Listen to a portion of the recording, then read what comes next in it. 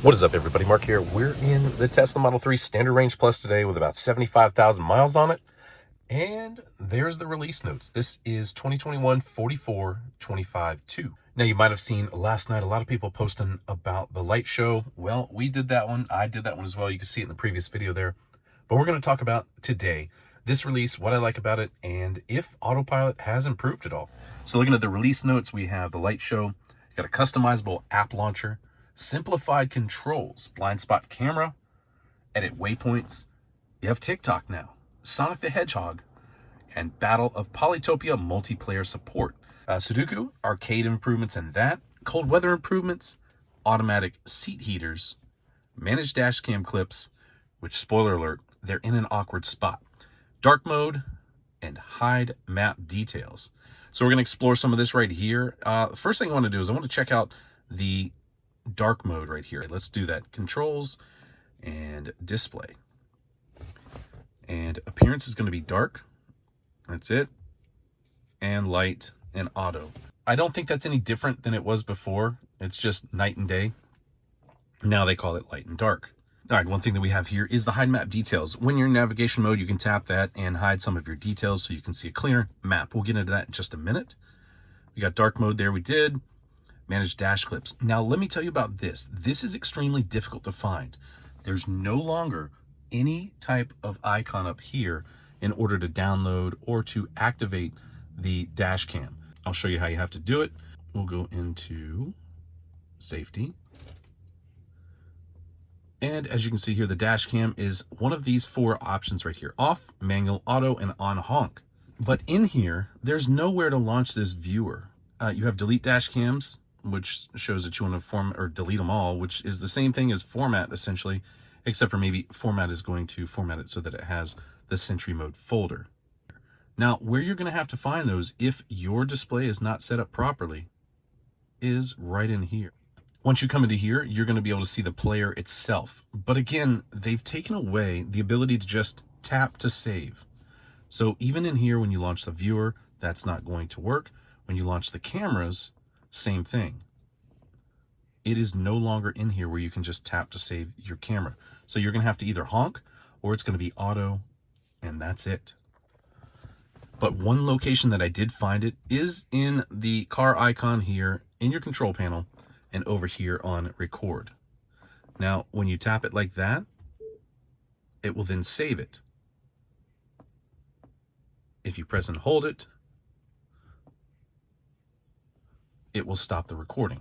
And I'm not really digging it, but hey, it's what it is. We'll probably get used to it after the fact, but again, it used to be up here and it was so much easier to save it. Now, the next thing we're going to look at is the automatic seat heaters. Now, if you have the car or the HVAC in auto mode, it will automatically do the seat heaters for you. Tap on your HVAC, that turned it on. You have to tap it again. You have your seat heaters down here on the left and the right. They've spread this stuff apart where a passenger could access it. But again, it makes it very difficult. The way to turn on your seat heaters in the rear, you have to come to this mode, and they've disabled this portion right here. I don't understand, I don't get it, but now you can access them through here. And one other thing that is kind of awkward is the rear fan is accessed here. So in order to access or turn on the rear fan, you have to go into the rear and go there. It used to be on the far right over here, no longer that way. One thing that's on here is the keeper, the dog mode, and camp mode. It's over on the right-hand side now. Now, it does have some preconditioning in the cabin, and you can just tap it on the app right there. So make sure your app is updated after you get this update. And if your app is not updating, you go into the App Store or whichever one it is, you actually tap on the Tesla logo. It'll bring you to a subsequent menu, and then you'll see update. All right, the blind spot camera is added now. You'll see a little icon or a little bit of a box down here with that camera in it when you do turn on your turn signal. Now, this one was long awaited. I don't know if they had some issue with Honda. I remember there was something about a patent. But even though the blind spot camera's there, like most cars, there's a little yellow indicator that'll happen in your mirror over here. We don't have that installed. Maybe future builds will have that. Who knows? All right, first things first, let's make sure we have everything activated and turned on. So we have no changes really in there. They've changed the pedals and steering to drop from driving to that. Nothing in there. Autopilot. Auto steer, customize. Don't see any changes. And here's what you're gonna have to do. If yours isn't working, click that little toggle switch and then turn it on. There's a blind spot collision warning chime in this area as well. And that is it right there. Locks, that's normal, light. All right, trips is in here now. This was on the Model S. I've seen this before. Now you can see it in here where this shows your current trip. It was 1 mile or 571 watts per mile. That's new. It may have been in the previous version. I don't remember because I jumped from about eight versions ago to this. Let's take a drive here. We're gonna get out here and see how this works. Put it on autopilot almost immediately here. And we're gonna check out a couple of our locations that autopilot struggled with before.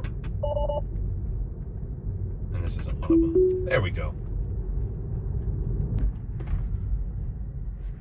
Now, it won't do any turns like this, but I did hear that the full self-driving beta is the same screen layout. It's the same UI.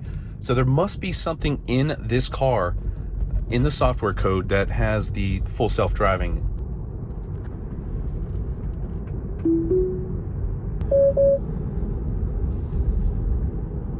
The pay attention cues are about the same time and duration there between, and that looks pretty good. All right, so this turn right here is a 90-degree turn. This is where we had trouble. This is one of the locations that I would have trouble. It's actually slowing down from the previous ones. It would just come in here and just hammer out this. Now on the right-hand side, all of the markings are gone, and this car would have a like really big trouble turning. It would dip in really low and then cut outside. So it still cuts outside, but a big improvement from what it was before. All right, going back through the other way here, this would freak me out. I will tell you right, it would dip in very hard and then go all the way out to the rail, nearly missing the rail. So let's see what it does. It slows down extremely well, still cuts in, and wow, that's pretty close. I don't know if there's an autopilot rewrite in this version here, but it did a lot better coming in on it. I'm gonna check out the blind spot camera here. I'm gonna turn that on. You'll see the little camera come up, little box there. It brings the animation up of the car, and when you turn it off, you'll see the animation resets to its default position there. Now remember, just toggle that in your settings if you're not seeing it. All right, so we talked about this here, navigate. So the first thing we wanna do is I wanna navigate to a grocery store. We're gonna do that, and then once you have that navigated in there, what you'll do is you'll hit the ellipsis there. You're gonna add a stop, you can edit the trips, you can do settings. So let's look in the settings first and see what's in there. Just brings up your avoid toll section and all of the little toggle switches for navigate on autopilot there. Now, if we wanna add a stop or edit a trip, you can come in there and do that, or you can simply just press in add a stop here. I'm gonna find we'll go to Daytona Beach after that, and we'll go over there.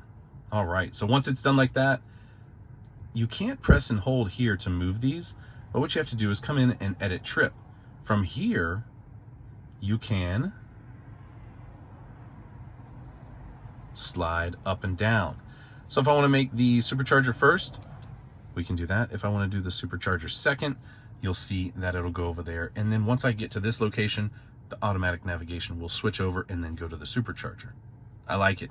That's pretty good. This wasn't supported before, but now it is. After that, we're gonna go to Orlando. Now, if you bring this all the way down there, you can see what your overall trip will be if you don't come to a charger. And as of right now, if we left at this moment, you'll see that it'll be 9:02 by the time we get to Daytona Beach Shores, back to Publix 12 minutes later, and then an hour later in Orlando. You have to be soon. Now with this update, you have to be in to a certain location on the zoom in order to see the superchargers. So right about there, they disappear. Previous to that, you used to be able to have it to where you could zoom out, and any of the superchargers in range would be a dark red like this, and any out of range would be like kind of shaded. And the other way to do it is to come over here and click on charging. Again, made it a little bit more steps to get to where you could see the charging. I don't know why. It used to be right down here on the bottom, but now it's just an extra step. They hid that in a menu. So in case you're missing that, it's there, charging. And that is that. Now you can see exactly what I was talking about, where they're grayed out. And You can see the level 1, 2, and 3 chargers there. When you come in here, this is the other couple of updates in here. You have the light show. You got to be in park to do that. I have another video. I'll link that down in the description so you can see it. It's about 1 minute and 40 seconds long. When you jump into theater, as I was mentioning before, we'll put this in park. There is TikTok now in here, and obviously the ones before, Disney Plus, Twitch, YouTube, and Hulu and Netflix. I used to be able to swipe down here and see my tire pressures because I do have an indication here that my tire pressures are low. In order to see that, which this swipe thing doesn't work for the trip or the tire pressures, I would have to come into here, tap this, and come in down to service, and then see it here. Now the other way to get that is to come in here to your controls, and you should be able to see it here, right there, with auto, off, and those. That's where you can adjust everything else too that we looked at in the beginning there. But just another weird deletion that we did accustom ourselves to previously.